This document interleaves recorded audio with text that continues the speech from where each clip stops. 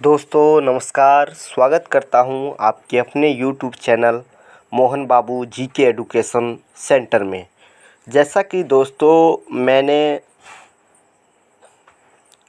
मैं top 10 most geography का जो ऑप्शनल ऑब्जेक्टिव क्वेश्चन है उसका ऑब्जेक्टिव बाय आंसर बताऊंगा और आपको बता दूंगा कि उस ऑब्जेक्टिव प्रश्न में जितने भी ऑब्जेक्टिव का विकल्प दिया गया है उनसे संबंधित सभी जानकारी दे दूंगा। प्रश्न तो केवल 10 है, लेकिन ये 10 के अलावा उनसे संबंधित सभी जानकारी दिया जाएगा Mohan Babu GK education centre के द्वारा।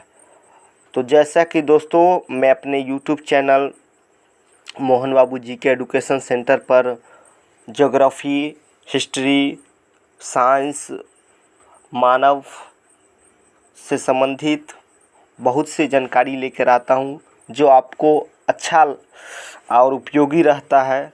आपके इस प्यार और सपोर्ट मिलता है। तो जैसा कि दोस्तों 10 most geography optional objective question में बताने जा रहा हूं। तो पहला क्वेश्चन है, भारत में सर्वाधिक बारिश होने वाला स्थान मौसिनराम किस राज्य में है? यस, मौसिनराम। तो यहाँ पर ऑप्शन ए में है केरल, बी में मेघालय, सी में सिक्किम और डी में नागालैंड। तो राज्य है, तो ये ऑप्शन में चारों तो राज्य है, केरल, मेघालय, सी में सिक्किम और डी में नागालैंड। तो जैसा कि दोस्तों मेघालय, मौसिनराम और में सबसे अधिक बारिश होती है। यहाँ माने तो 11,817 प्रति वर्ष में किलोमीटर में बारिश होता है। मतलब एक साल में 11,817 वर्ग किलोमीटर बारिश होता है। तो जैसा कि मेघालय, मौसिनराम मेघालय राज्य में है, तो इसका आंसर हो जाएगा ऑप्शन बी। भारत में सर्वाधिक बारिश होने वाला स्थान मौसिनराम किस राज्य में है? मेघालय चेरापूंजी। तो इसको हम टिक लगा रहे हैं। भारत में सर्वाधिक बारिश होने वाला स्थान मौसिनराम किस राज्य में है? मेघालय। अगला क्वेश्चन है, भारत में किस राज्य में सबसे पहले मानसून का आगमन होता है? जी ध्यान देंगे तो भारत में जो राज्य मानसून मतलब सबसे पहले बारिश का आगमन किस राज्य में होता है? ए में गोवा, बी में कर्नाटक, सी में केरल और डी में उत्तर प्रदेश। तो इसका आंसर हो जाएगा ऑप्शन सी केरल। तो केरल के मालाबार तट पर दक्षिण पश्चिमी मानसून जो होते हैं ये अरब के सागर के होते हुए बंगाल की खाड़ी को पार करते हुए केरल के मालाबार तट पर पहुंचती है और यह मानसून सामान्यतः 15 जून के बाद ही केरल में प्रवेश करती है। इनसे संबंधित हम बात अभी आपको बता रहे हैं, जो आपके प्रत्येक प्रश्न प्रतियोगिता परीक्षा के लिए उपयोगी होगा। तो किस राज्य में सबसे पहले मानसून का आगमन होता है? Option C Kerala. इसका ऑप्शन सी केरल। अगली क्वेश्चन है, किस ग्रह के चारों ओर स्पष्ट वलय है? ऑप्शन ए में है मंगल, बी बुध, सी शुक्र और डी शनि। तो स्पष्ट वलय एक हाल ही फिलहाल में नासा के द्वारा 2019 में एक ग्रह के और स्पष्ट वलय को खोज किया गया है।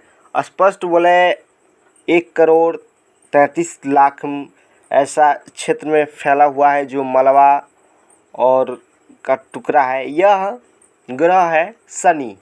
तो शनि ग्रह के चारों ओर मलबा जैसा एक स्पष्ट वलय की आकृति बन गई है। इसको 2019 में नासा के द्वारा खोज किया गया था। तो ऑप्शन में अगर आपके किसी प्रश्न में आए किस ग्रह के चारों ओर स्पष्ट वलय है, तो इसमें आप दे देना ऑप्शन डी शनि, मंगल, बुध, शुक्र, शनि। तो इसका सही आंसर हो जाएगा ऑप्शन डी शनि।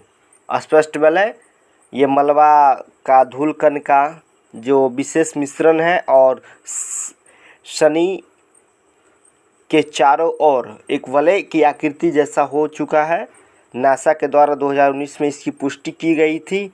और आपको बता दें इनका जो एक उपग्रह है शनि का, तो यह धूल कण मलबा को शनि के पास नहीं पहुंचने देती है। किस ग्रह के चारों ओर स्पष्ट वलय है?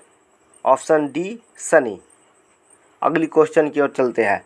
बांदीपुर अभ्यारण्य किस राज्य में स्थित है? बांदीपुर अभ्यारण्य किस राज्य में स्थित है? ए में हो गया असम, बी गुजरात, सी कर्नाटक और डी पश्चिम बंगाल। तो जैसा कि बांदीपुर अभ्यारण्य कर्नाटक में स्थित है, जो जीव जंतु के लिए महत्वपूर्ण है, तो इसका ऑप्शन हो जाएगा ऑप्शन सी कर्नाटक। कर्नाटक में बांदीपुर अभ्यारण्य स्थित है। अगली क्वेश्चन है, जस्ता के लिए प्रसिद्ध जावरा खाने भारत की किस राज्य में स्थित है? जी, जस्ता जो बॉक्साइट होते हैं, तो जावरा खाने नाम से बहुत प्रसिद्ध है। जावरा खाने आपको किस राज्य में स्थित है? तो ए राजस्थान, बी गुजरात, सी उड़ीसा और डी झारखंड। यहाँ पर चारों ऑप्शन में जो नाम दिया गया ये राज्य है। तो जैसा कि जावरा खाने जस्ता के लिए प्रसिद्ध है, वो है राजस्थान। राजस्थान के उदयपुर जिला में, ध्यान देंगे, उदयपुर जिला कहाँ है? राजस्थान में। तो राजस्थान के उदयपुर जिला में जस्ता का एक प्रसिद्ध जावरा खान है। यहाँ लाखों मीट्रिक टनों में जावरा को निकाला जाता है एक वर्ष के अंदर। तो इसका सही आंसर हो जाएगा आपको जस्ता के लिए प्रसिद्ध जावरा खान भारत की किस राज्य में स्थित है? Option A Rajasthan. राजस्थान याद कर लेंगे आप लोग। अगली क्वेश्चन है, भारत में सूर्योदय सबसे पहले कहाँ होता है? जी ध्यान देंगे, ये भी क्वेश्चन बहुत बार पूछा गया है विशेष प्रतियोगिता परीक्षा में। सूर्योदय जो सनराइज करते हैं, मतलब सूर्य का उदय होता है, तो ऑप्शन ए में है मिजोरम, मणिपुर, सी अरुणाचल प्रदेश और डी त्रिपुरा। ध्यान देंगे दोस्तों और साथियों, जैसा कि ऑप्शन में मैं जो 4 राज्य का नाम बताया हूँ, तो ये 4 राज्य अपने भारत देश के पूर्वी भाग में ही स्थित है। तो ये बात तो कन्फर्म है कि सूरज तो पूर्व से उदय होता है, लेकिन वो ये पूर्वी भाग में जो चारों राज्य है, तो वो पूर्वी भाग में ही सबसे पहले उदय होगा। तो इन पूर्वी भाग के जो चारों राज्य है, इनमें से किस राज्य में उदय होता है? तो option A Mizoram, B Manipur, C Arunachal Pradesh और डी त्रिपुरा। तो जैसा कि दोस्तों भारत में सूर्योदय का देश अरुणाचल प्रदेश को कहा जाता है। अरुणाचल प्रदेश में सबसे पहले सूर्योदय होता है। सबसे पहले सूर्योदय होता है। अगर बिहार में माने सूर्योदय 4:45 पर सुबह में होती है ना, तो अरुणाचल प्रदेश में भारत के पूर्व भाग में जो राज्य है, वहाँ 4:05 पर सूर्योदय हो जाता है। और अरुणाचल, तो अरुण मतलब सूर्य, अचल मतलब धरती, मतलब सूर्य की धरती, सूर्य की भूमि, अरुणाचल प्रदेश को ही कहा जाता है।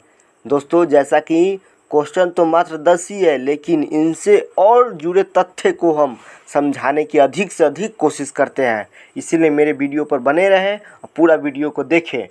तो अरुणाचल प्रदेश को सूर्य के उदय की भूमि भी कहा जाता है, अरुणाचल।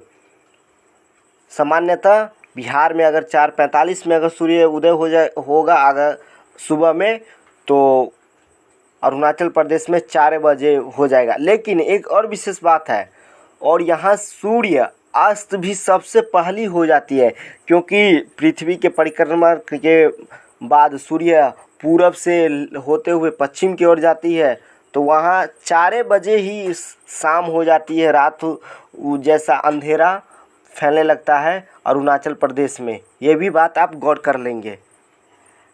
अगली क्वेश्चन है, दक्षिण भारत के वृहद गंगा किस नदी को कहा जाता है? जैसा कि दोस्तों उत्तर भारत में गंगा नदी तो ही गंगा पवित्र नदी है, राष्ट्रीय नदी है। और दक्षिण भारत में वृहद गंगा किस नदी को कहा जाता है? तो ऑप्शन ए में कृष्णा नदी, बी में कावेरी नदी, सी में गोदावरी नदी और डी इनमें से कोई नहीं। तो जैसा कि दोस्तों मैंने अपने ये 7वें क्वेश्चन में ये जो ऑप्शन में दिया हूँ ना, कृष्णा नदी, कावेरी नदी, गोदावरी नदी, ये तीनों नदी दक्षिण भारत में बहती है विशेष पर से। तो आप गौर करेंगे दक्षिण भारत की 21 नदी को वृहद गंगा कहा जाता है। तो कृष्णा नदी, कावेरी नदी और गोदावरी नदी। तो जैसा कि दोस्तों गोदावरी नदी को दक्षिण भारत की वृहद गंगा कहा जाता है। याद कर लेंगे आप लोग, गोदावरी नदी को दक्षिण भारत की वृहद गंगा कहा जाता है। अगली क्वेश्चन है, भारत में द्वीपों की संख्या कितनी है? जी, छोटे छोटे जो प्रायद्वीप पठार द्वीपों होते हैं जो समुद्र के बीचों में रहते हैं, जैसे अरब महासागर, बंगाल की खाड़ी, हिंद महासागर, इन सबों के बीचों होते हैं। तो जैसा कि ऑप्शन ए में 246, बी में 247, सी में 248, डी में 249। तो भारत में द्वीपों की संख्या आपको बता दें तो 247 है। इसका ऑप्शन हो जाएगा ऑप्शन बी 247 द्वीपों की संख्या है। 247 द्वीपों की संख्या है।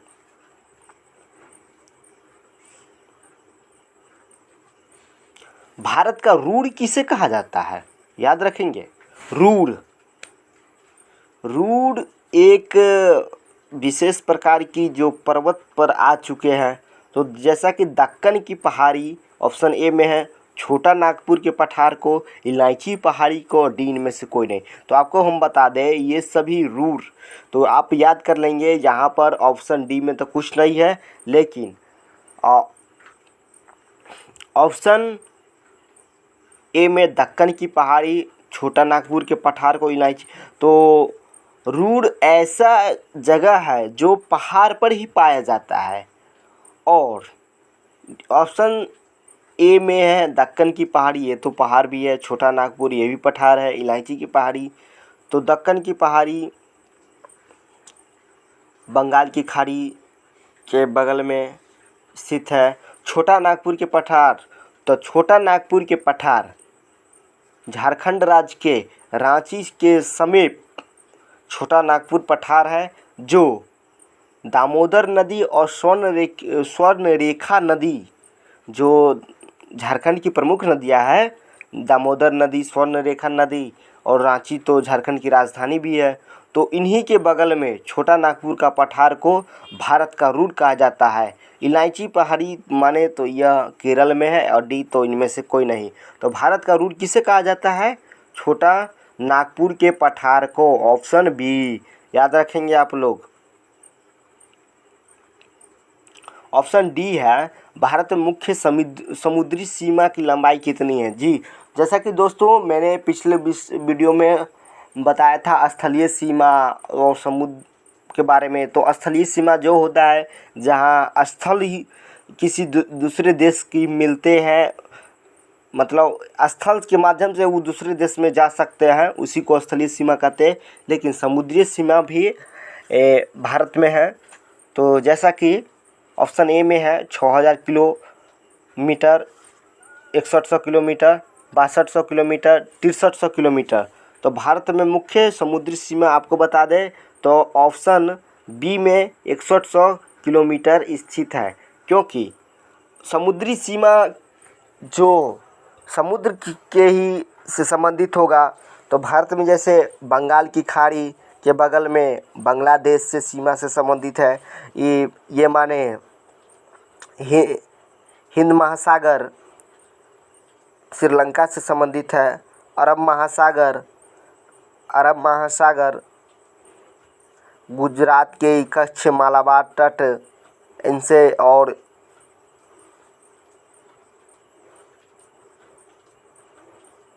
बगल के देशों से संबंधित है। तो जैसा कि समुद्री सीमा समुद्री सीमा में भारत की लंबाई 6100 किलोमीटर है। Option B 6100 kilometre.